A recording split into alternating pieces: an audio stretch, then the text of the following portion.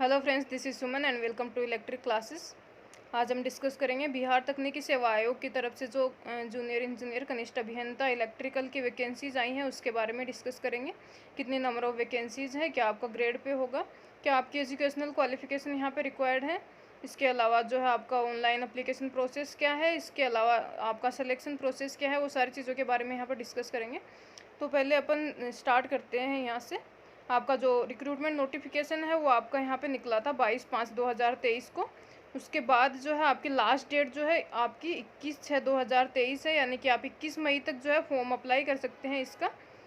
आपकी जो वेबसाइट दी हुई है www.btsc.bis.nic.in पर जाकर आप वहाँ पर ऑनलाइन जो है एप्लीकेशन फॉर्म फिल कर सकते हैं। ठीक है, अब बात कर लेते हैं अपन। यहाँ पे वेतनमान दिया हुआ, पदनाम दिया हुआ और उसकी क्वालिफिकेशन दी हुई है, क्या क्या क्वालिफिकेशन यहाँ पे चाहिए। ठीक है, तो कनिष्ठ अभियंता विद्युत की बात करते हैं यहाँ पे। तो आपका अगर इसकी बात करें अपन क्या क्या यहाँ पे वेतनमान दिया हुआ है, तो आपके ग्रेड पे जो है वो यहाँ पे होगी 4600, यानी 4600 ग्रेड पे है आपकी। PB2 लेवल में आता है। वेतन स्तर जो है आपका पे स्केल 7 है यहाँ पे।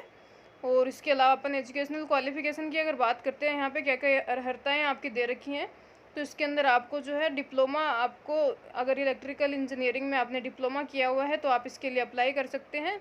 इसके साथ ही अगर आपने समकक्ष कोई अन्य जो क्वालिफिकेशन की हुई है तो भी आप इसके लिए जो है अप्लाई कर सकते हैं। ठीक है, यहाँ पे देख सकते हैं विद्युत अभियंत्रण में डिप्लोमा अथवा समकक्ष योग्यताधारी होना आवश्यक है। ठीक है, डिप्लोमा भी किस किस तरह से आपके दो तरह दे रखा है यहाँ पे, कै और ख करके।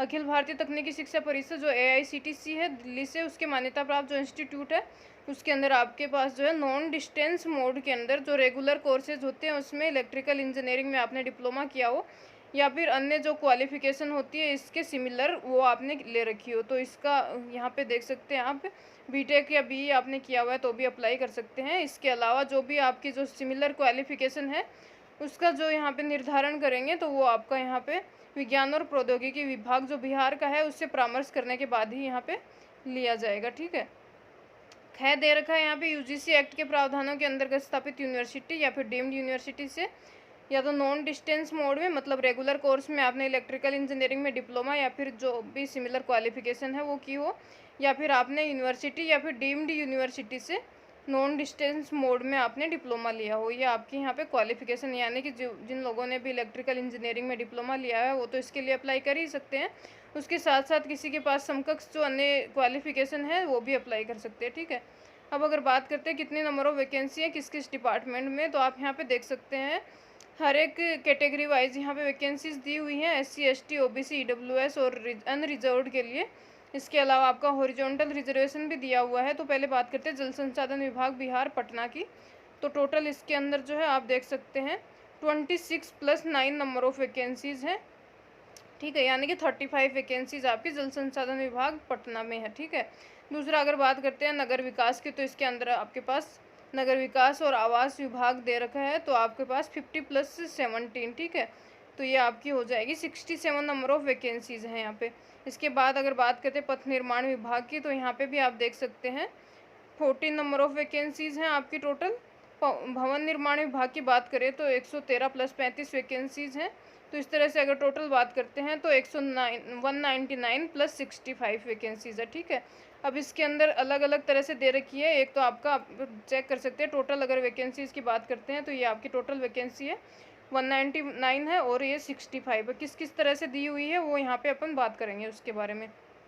पहले अपन देख लेते हैं एज लिमिट क्या है। तो आपकी मिनिमम एज लिमिट जो है 18 ईयर होनी चाहिए। इसके अलावा मैक्सिमम एज लिमिट अगर बात करते हैं तो अनरिजर्व कैटेगरी के लिए 37 ईयर। अगर अनरिजर्व कैटेगरी की महिला है तो आप 40 ईयर्स के लिए अप्लाई कर सकते हैं। SC ST के पुरुष और महिला की बात करते हैं तो 40 ईयर जो है आपकी वो मैक्सिमम एज लिमिट है।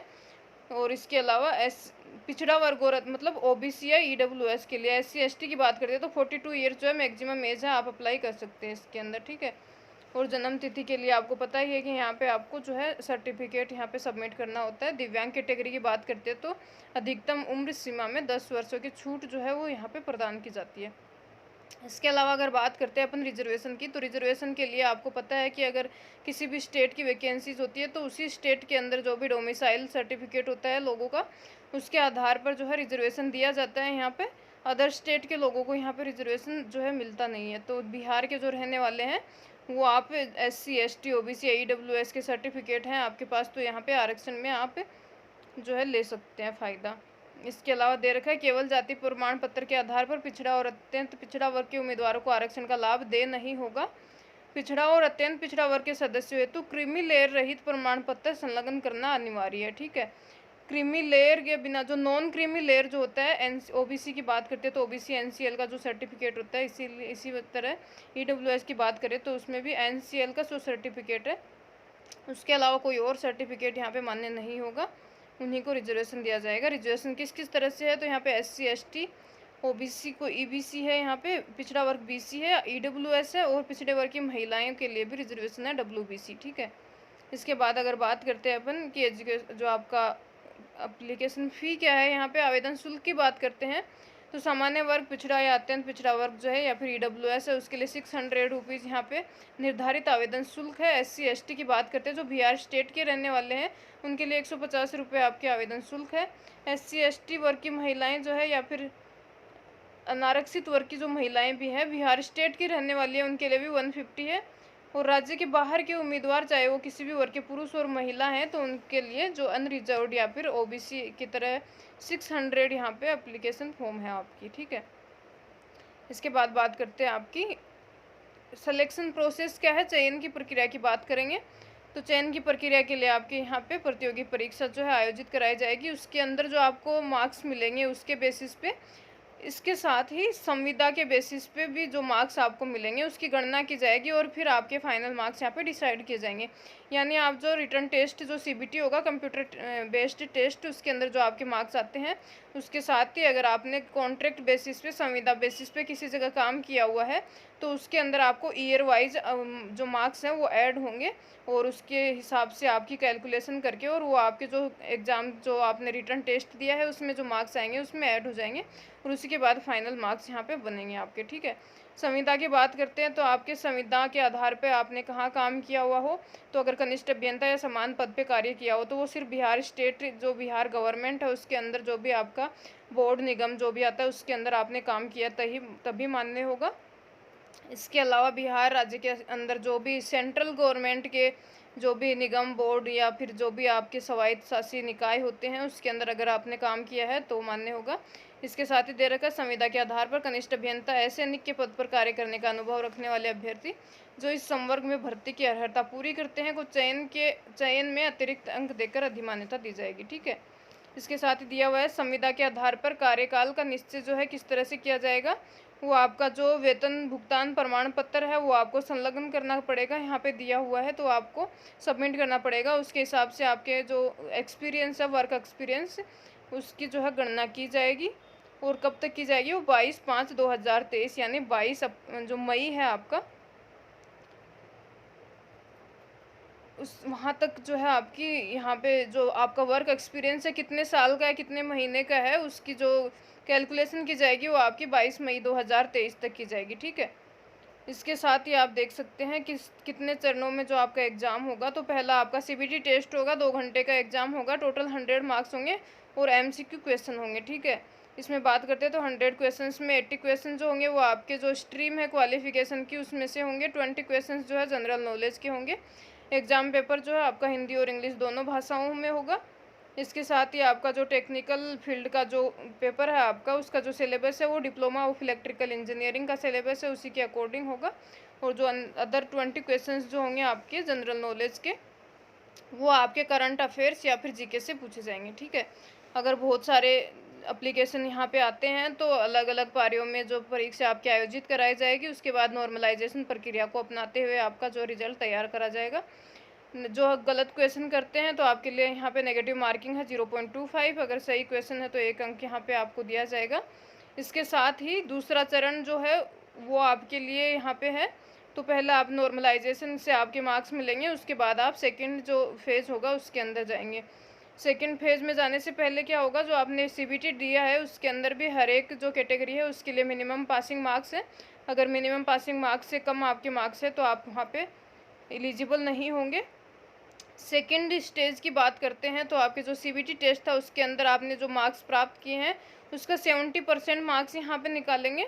उसके साथ ही आपने जो संविदा के आधार पर कार्य करते हुए या फिर कनिष्ठ अभियंता का काम पहले किसी बिहार स्टेट के अंदर किया है, कनिष्ठ अभियंता के पद पे किसी भी निगम उपक्रम के अंदर, तो उसके जो है हर एक ईयर के लिए 5 मार्क्स यहाँ पे कैलकुलेट किया जाएंगे। मैक्सिमम मार्क्स जो आपके 25 ही ऐड हो सकते हैं, यानी कि मैक्सिमम 5 ईयर का एक्सपीरियंस यहाँ पे काउंट होगा। उससे ज़्यादा एक्सपीरियंस है तो आप जो है वहाँ पे उसके बाद ऐड नहीं होगा। तो ईच ईयर के लिए 5 मार्क्स हैं यहाँ पे, मैक्सिमम लिमिट जो है 25 मार्क्स की होगी। तो 75 आपके सीबीटी का स्कोर जो है उसका 75%, इसके अलावा 25 मार्क्स जो हैं वो आपके वर्क एक्सपीरियंस, जो पोस्ट क्वालिफिकेशन एक्सपीरियंस होता है उसके बेसिस पे आपके ऐड किए जाएंगे, ठीक है। उसके साथ ही अगर बात करते किस तरह से आपको आवेदन करना है, तो आप यहाँ पे जा सकते हैं बिहार जो आपकी स्टेट की जो साइट है तकनीकी विभाग की, वहाँ पर जाएंगे तो आप जो है अप्लाई कर सकते हैं। और आपकी जो लास्ट डेट है वो 21 जून 2023 तक है, उस तब तक आप अप्लाई कर सकते हैं। सारे भी सर्टिफिकेट जो हैं वो 21 जून 2023 तक मान्य होने चाहिए जब आप अप्लाई कर रहे हैं इसकी, ठीक है। तो इसी तरह से है, आप ऑनलाइन आवेदन किस तरह से करना है, क्या क्या आपको यहाँ पे जो है सर्टिफिकेट चाहिए होते हैं, फ़ोटोग्राफ वगैरह, उसके क्या यहाँ पे डायमेंशंस हैं वो सब दिए हुए हैं। तो आप नोटिफिकेशन डाउनलोड करके वहाँ से आप चेक कर सकते हैं। और अभी तक जो है इसका एग्ज़ाम डेट तो डिसाइड किया नहीं है, जब भी डिसाइड होगा तो आपको जो वेबसाइट है उसके ऊपर नोटिफाई कर दिया जाएगा, ठीक है। तो आज के लिए इतना ही। Thank you so much and have a nice day.